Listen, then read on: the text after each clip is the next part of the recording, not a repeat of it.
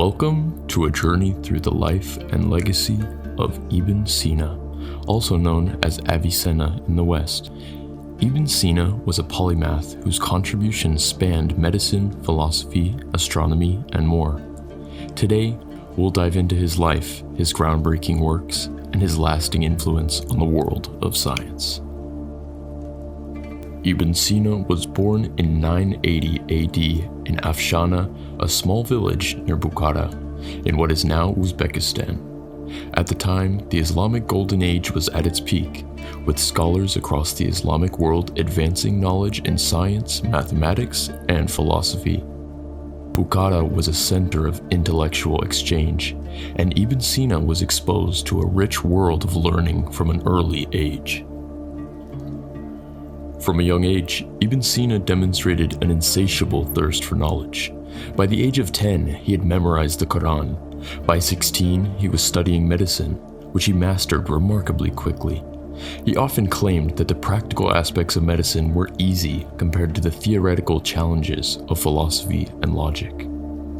By age 18, he was already a practicing physician. His reputation quickly grew, and he was invited to treat the Emir of Bukhara. The success gave him access to the royal library, an unparalleled resource that would fuel his research and shape his future works.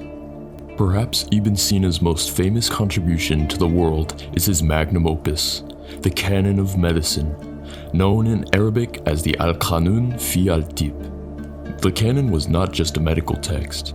It was an encyclopedic compilation of all medical knowledge of his time, synthesizing Greek, Persian, and Indian sources, and adding his own observations and innovations. The text was organized in 5 books, covering topics from the basic principles of medicine to diseases affecting specific organs. It was the first medical book to describe certain diseases, like meningitis, and laid out protocols for diagnosing and treating ailments.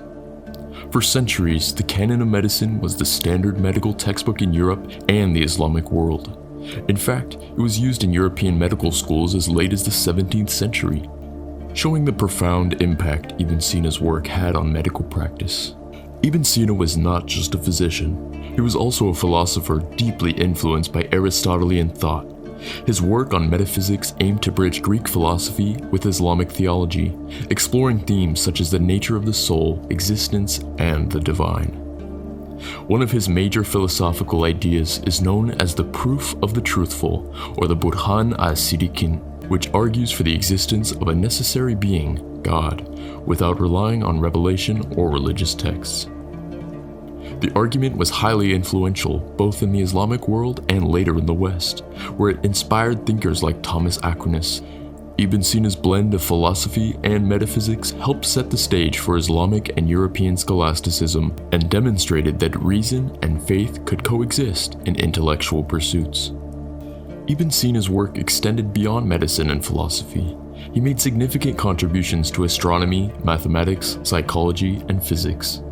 In astronomy, he supported the idea that celestial bodies were physical entities rather than purely spiritual ones, paving the way for later studies in planetary motion. In psychology, he explored concepts of perception, cognition, and the soul, laying early foundations for modern psychology.